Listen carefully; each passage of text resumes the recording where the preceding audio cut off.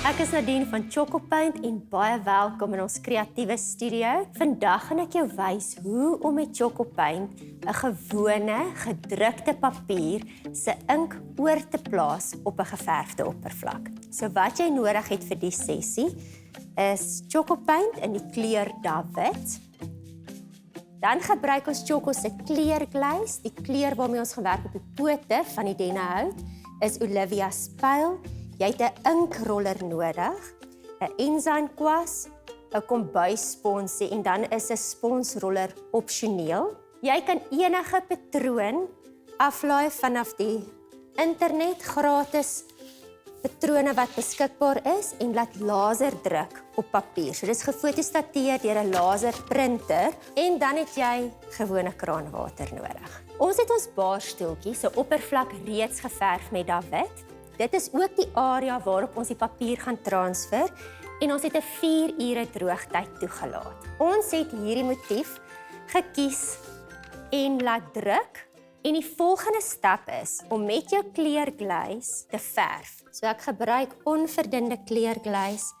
Ek verf dit mooi egalig slegs op my gedrukte vel papier, nie op die oppervlak waarop ek gaan werk nie. Na jou eerste laag, laat 'n uur rustyd toe voordat jy jou tweede laag aanwend. So 2 laag Glaze is op die vel geverf, ek het 'n uur gewag en nou gaan ek van die kleur Glaze op my geverfde, gedroogde oppervlak aanwend.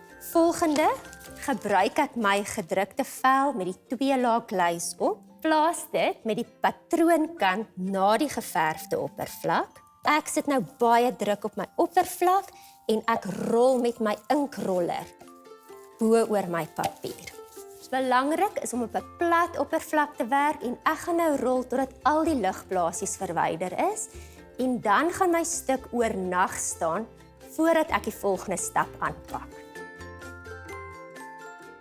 En terwyl ons dit 'n ruskans gee, gaan ek nou wel die pote verf in Olivia spyl. Ek doop 'n skoon, droë kwas, enzyme kwas in my pot verf en ek verf. In ons Tjhoko boek op bladsy 92 en 94 gebruik ons hierdie selfde tegniek om onderskeidelik 'n tafelblad te doen, maar ook om 'n kunswerk te skep. So as jy hierdie stappe volg, kan jy veel meer kreatief wees. Ek gebruik nou 'n gewone kombuisspons, maak hom nat in gewone kraanwater en ek was die boonste laag papier af. So ek maak hom lekker nat. Wat nou gebeur is slegs die ink bly op die oppervlak agter en ek rol die papier weg. Goed, en ons stoeltjie is klaar. Jy kan as jy wil, dis opsioneel, 'n ekstra laagie Glaze aanwend, net vir ekstra beskerming. Verdun jou Glaze 3 dele Glaze, 1 deel water en wend aan met 'n klam mikrofesel lappie. En dan gaan ons 'n spasie mooi maak. Kom ons gaan. Ons stoele is klaar en ons kan nou ons eindproduk geniet. Met Tjhoko kan mooi ook funksioneel wees. Besoek gerus ons YouTube kanaal vir meer inspirasie.